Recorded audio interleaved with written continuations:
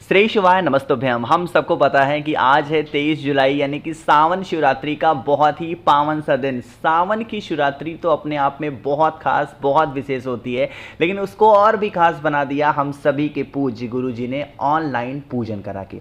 तो आप लोग जब आज ऑनलाइन पूजन कर लोगे ना, पार्थिव शिवलिंग के निर्माण करने के बाद में पूजन कर लोगे ना, उसके बाद हम सभी को भोले शंकर और माँ सती का मिलन कराना होगा। और वही मिलन कराने का आज ये दिन आ चुका है। आपको पता है शिवरात्रि का दिन भोले शंकर और माता सती के मिलन का दिन होता है, इसीलिए आज हम सभी लोग इस दीपक को जलाने वाले हैं। लेकिन यह दिया हमें पार्थिव शिवलिंग की पूजन करने के बाद में ही जलाना होगा। ठीक, यह दीपक लगाने के दो तरीके होंगे। ये दोनों तरीका मैं आपको बताऊंगा, जो आपको इजी लगेगा, जो आपको आसान लगेगा, आप कोई भी तरीका अपना लेना। ठीक, पहला तरीका तो क्या कहता है कि आप लोगों को एक मिट्टी का दिया लेना है। जो दीपक गुरुजी ने 2 दीपक बताए थे उसको तो लेना है। ये चीज़ें अलग से आपको, ये उपाय है, ये पूजन में नहीं आएंगी, ये उपाय है आपका। तो उपाय के लिए अलग से दिया लेंगे।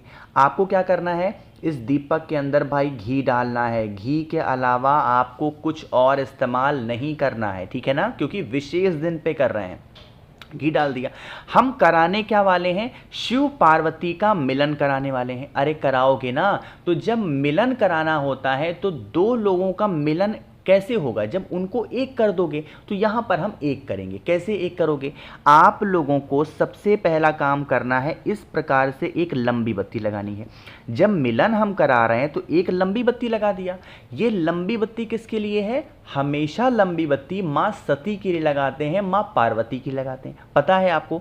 अब इसी के साथ ही साथ जोड़ करके, इस लंबी बत्ती से जोड़ करके हम एक गोल बत्ती को भी इसी दीपक के अंदर लगाएंगे। ये गोल बत्ती हम किसके लिए लगा रहे हैं, ये हम लगा रहे हैं भोले शंकर की लगानी। एक ही दीपक के अंदर हमें गोल बत्ती भी लगानी है और उसी गोल बत्ती से सटा करके घुमा करके लंबी बत्ती भी लगानी है। गोल बत्ती महादेव के लिए हो गया, लंबी बत्ती माता सती के लिए हो गया। इतनी बातें क्लियर हैं क्या। अब आप लोगों को सबसे बड़ा सवाल होगा कि भैया ये दिया हम जलाएंगे कहाँ पे। आपने जो पार्थिव शिवलिंग का निर्माण किया था, जिस स्थान पर आपने पूजन किया था, उसी स्थान पर चावल के कुछ दाने को दीपक के नीचे रख करके और आप लोगों को इस दीपक को क्या करना है, जला देना है, इस दीपक को प्रज्वलित करना है। लेकिन जब आप प्रज्वलित करोगे, भोले शंकर और माँ सती से यही विनती करेंगे, हे शिव शंभु, हे माँ सती, आज इस सावन मास की पवित्र शिवरात्रि तिथि पे हम आपका मिलन करा रहे हैं। हमारे घर में जो भी प्रकार की समस्या हो, तकलीफ़ें हो, दुविधा हो, उन्हें दूर करें। हम नासमझ हैं, हमें पूजा पाठ का ढंग नहीं, हमें दीप जलाने का ढंग नहीं, हमें पार्थिव शिवलिंग बनाने का ढंग नहीं। जो भी गलतियाँ हमसे हुई हों, हमें नादान समझ के क्षमा करें। यही मेरी आपसे कामना है। और हमारे घर में इस प्रकार से समस्या है, प्रॉब्लम है, अपनी मनोकामना कह देना और फिर वहां से हट जाना, ठीक है ना। तो आप इस उपाय को करेंगे। ये तो हो गया पहला तरीका।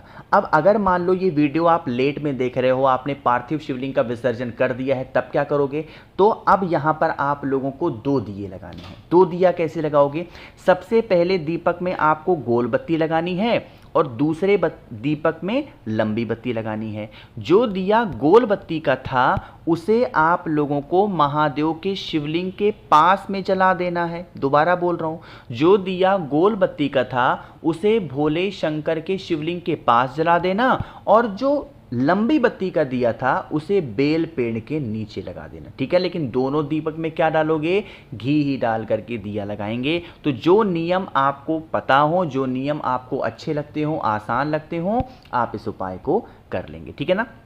अब यहाँ पर कुछ और उपाय की बातें हम लोग कर लेते हैं, जिससे हम अपने घर की रोग, बीमारियाँ, तकलीफ़ें, प्रॉब्लम्स जो भी हैं, पार्थिव शिवलिंग का निर्माण आज हमने किया है तो आज हम कुछ उपाय को भी करना ज़रूर चाहेंगे। ठीक, क्या करना है, आप लोग को स्क्रीन पे दिखाई दे रहा है क्या, यहाँ पर इत्र दिखाई, देखो जितने उपाय बता रहा हूँ, कोई भी उपाय पार्थिव शिवलिंग के ऊपर आपको नहीं करने हैं, इस चीज़ का विशेष ध्यान दीजिएगा, ठीक है ना। आपने जो मैंने पहला दिया बताया वो आप पार्थिव शिवलिंग के पास लगा सकते हो, लेकिन बाकी के जो मैं आपको उपाय बता रहा हूँ ये आपको महादेव की शिवलिंग के पास, वो भी कहीं बाहर नहीं जाना है। जो शिवलिंग आपके घर में आपने स्थापित किया हो, लगाया हो, भगवान की हो, वहाँ पे आप कर सकते हो। ठीक, ये दूसरा उपाय हम लोग करने वाले हैं रोगी प्रवृत्ति के व्यक्ति को ठीक करने के लिए। जैसे आज के टाइम पे ऐसा बहुत अक्सर देखा गया है कि लोगों की बीमारियां ठीक नहीं हो पा रही हैं, लोग बहुत परेशान रहते हैं, लोग बहुत बीमार रहते हैं, तो आप लोगों को इत्र लेना है। अब पूजा पाठ करने के लिए इत्र तो लाए ही होगे, तो आपको क्या करना है, थोड़ा सा इत्र लेना, एक तांबे का लोटा लेना, उस तांबे के लोटे में जल भरो। हम लोग ये उपाय कर किसके लिए रहे हैं, रोग बीमारी के लिए तो कर रहे हो, तो जल के अंदर क्या डाल दोगे, गंगा जल। ठीक, डाल दिया। अब आपको क्या करना है, जल को लेके, इत्र को लेके और गंगा जल वाले जल को लेके पहुंच जाना है महादेव के शिवलिंग के पास। दो जगहों पे इत्र को लगाना है। सबसे पहला स्थान होगा माता अशोक सुंदरी के स्थान पे, और फिर भोले शंकर के शिवलिंग के ऊपर इत्र को लगा करके लेपन करना। जो व्यक्ति घर में बीमार होगा उसका नाम और गोत्र बोलना, और फिर कुंदकेश्वर महादेव के नाम से जो मैंने आपको जल दिखाया ना, वो जल महादेव के शिवलिंग के ऊपर चढ़ा देना। यही जल बहता हुआ जलाधारी से नीचे गिरेगा। इस जल को रोकना और जल को लेके अपने घर पे जाना उस व्यक्ति के पास में जो व्यक्ति बीमार है। ध्यान रखिएगा, हमें इस जल का आचमन नहीं करना है, बस सिर्फ उस बीमार व्यक्ति के आँखों पे इस जल को लगा देना कुंदकेश्वर महादेव के नाम से। जो भी व्यक्ति घर में बीमार रहता होगा उसकी बीमारियां धीरे धीरे ठीक ज़रूर हो जाएंगी। ठीक है ना। तो यहाँ पे हम लोगों ने दो उपाय की बातें कर ली हैं, एक तीसरे उपाय की बातें करने जा रहे हैं जो कि बहुत ज़्यादा आसान सा उपाय है, लेकिन कैसे करना है इसकी बारे में बात करूँगा। उससे पहले बता दूँ आपके पास में कुछ ही घंटे और बचे हैं। एक दिन मैंने एक्सटेंड किया था इस ऑफ़र को, वो ऑफ़र है 7 मुखी रुद्राक्ष होता है धन संपदा, बहुत सारे पैसे के लिए, और 9 मुखी रुद्राक्ष होता है घर में से लड़ाई झगड़े को ख़त्म करने के लिए।